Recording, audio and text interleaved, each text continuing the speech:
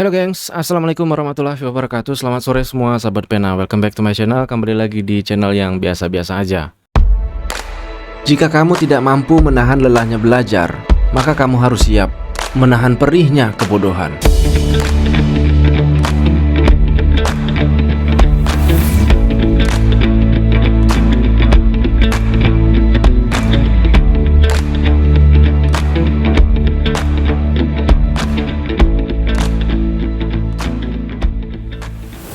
Seperti biasa, sore hari ini kita akan kembali mengulas detail mengenai candlestick technical analysis. Cuma satu-satunya di channel ini aja ya. Alright, jangan skip videonya. Nah, kali ini tuh kebetulan banget di sini gue sedang membuka perdagangan, yaitu ada di BTC USDT, kemudian XLM USDT, FTM USDT, dan di ETC USDT. Ada profit, pasti ada loss juga. Loss itu disebabkan apa? Loss itu biasanya disebabkan karena ketamakan.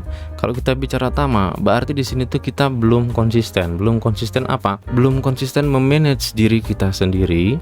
Kemudian belum berhasil konsisten memanage perdagangan dan memanage keuangan. Jadi kalau teman-teman sudah punya target, memang kita harus stop.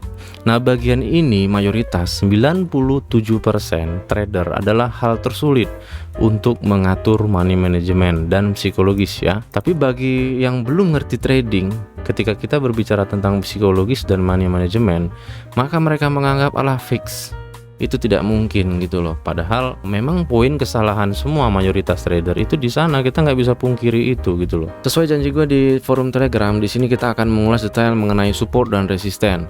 Kalau dulu sih banyak banget video yang sering gue bagikan tentang edukasi candlestick dan memahami ilmu support dan resisten. Nah, ada sedikit perbedaan pola support dan resisten di sini yang akan gue bagikan kepada kalian. Karena ada banyak banget sifat, karakter, dan jenis candlestick yang ada di pasar ini, dan kalau bisa semuanya kita kuasai. Oh, trennya sedang sideways, polanya sedang stabil, atau pasar tuh sedang labil, justru kita harus tahu semua. Kalau kita berbicara support dan resisten, maka ini akan berdampak ke konfirmasi dan berdampak juga ke entry point kita.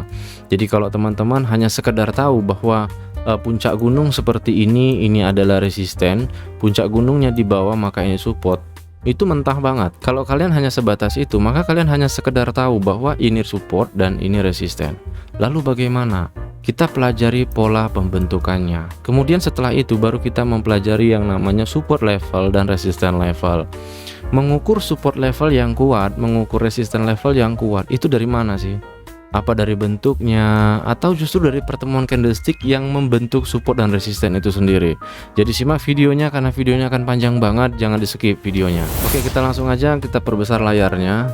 Nah, saat ini kita berada di time frame 12 jam, nggak apa-apa. Dari separuh periode ini, di sini tuh tempatnya pembeli dan penjual melakukan transaksi.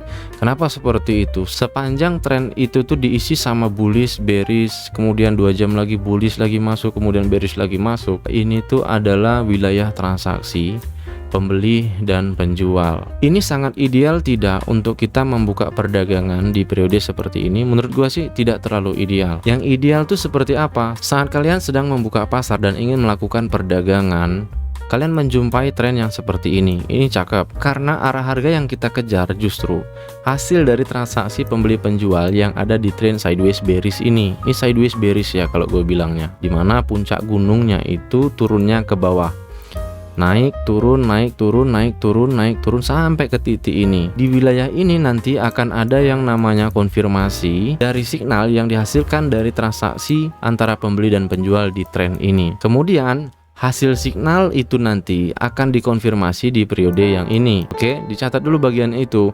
Kemudian kita lihat nih, sepanjang kenaikan ini berlangsung, kita lihat satu persatu candlestick berdasarkan warna aja. Contohnya saat harga sedang berjalan naik seperti ini, bullish dan bearish ini ketemu terus nggak sih? Kalau dia tuh setiap satu kali langkah kemudian ketemu, satu langkah ketemu, satu langkah ketemu, maka kenaikan ini sejatinya bukan arah yang sesungguhnya. Secara garis besar kita lihat tren secara global nih, itu menunjukkan arah harganya itu dari atas ini ya, sebentar. Dari atas ini tren lainnya itu ke bawah, posisinya seperti ini. Nah, ini tren secara garis besar atau secara global menunjukkan bahwa arah harga tren itu sedang turun. tren itu sedang kuat turun, itu dicatat dulu. Kemudian kita sambungkan sama signal yang kita analisa tadi. Kemudian di sini kita mendapatkan informasi kenaikan dan signal tersebut terkonfirmasi. Kemudian kita entry buy. Sepanjang perjalanan perdagangan kita tuh dibuka dan arah harga ini naik, tugas kita kemana? Kita fokus melihat candlestick yang hadir di sini hanya berdasarkan warnanya aja. Kalau dia dominasinya satu warna yaitu bullish aja, kemudian bearish itu paling hadir satu, kemudian paling hadir dua, maka sudah dipastikan bearish secara global yang trennya ini tebing kayak gini, turun kayak gini, itu udah reversal, maka dia akan balik ke atas seperti ini. Oke, itu indikasi yang pertama. Kemudian apabila justru di sini itu posisi bearish dan bullish, satu langkah kemudian bearish hadir lagi, satu langkah lagi bearish hadir lagi, persis banget kayak keadaan yang ada di periode ini. Ini menunjukkan kenaikan yang ada di sini justru koreksi di periode yang besar. Contoh periode besar itu periode 1 hari, periode 1 minggu, periode 1 bulan, ya kan? Jadi di satu candlestick 12 jam ini nggak berasa gitu loh, karena dia membaca koreksi di time frame yang besar. Maka ini koreksi aja.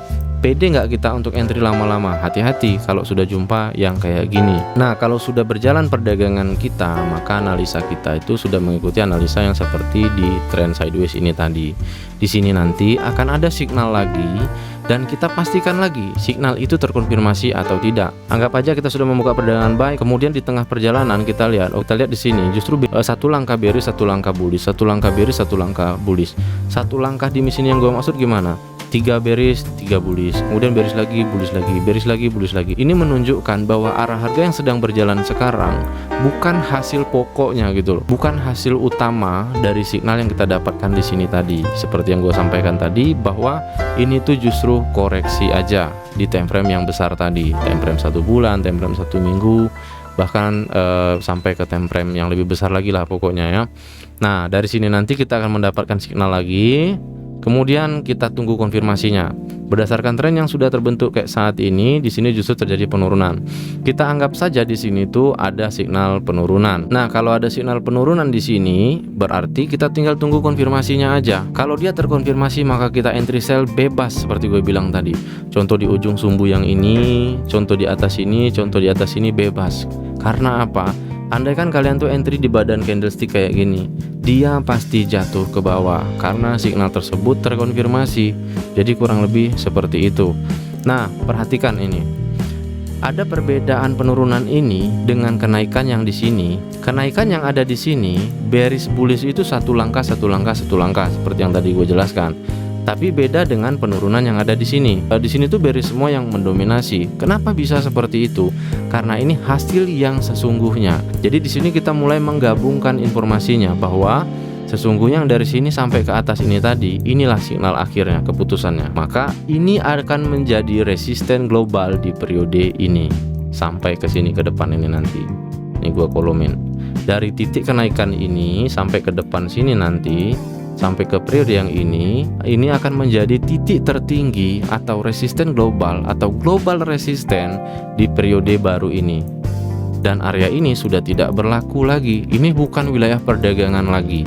Maka tingkat ketinggian dan kerendahan harga akan mengikuti tingkat ketinggian yang ini, kerendahan yang ada di sini. Oke, kurang lebih seperti itu untuk area resisten kita bahas sekarang. Next kita akan lanjut lagi di episode selanjutnya untuk mengulas lebih detail lagi bagaimana penjelasan metode analisa candlestick technical analysis ini berdasarkan support dan resisten. Jangan lupa buat teman-teman, kalau video di channel itu bermanfaat, bagikan ke komunitas kalian dan bagian juga ke teman-teman kalian. Jangan lupa kasih like dan komentar yang positif. So buat kalian yang ingin join di Kopi, kalian bisa kunjungi aplikasi Bijet, Hobi, atau di Moon XBT karena kita sudah aktif di sana. See you, assalamualaikum warahmatullahi wabarakatuh.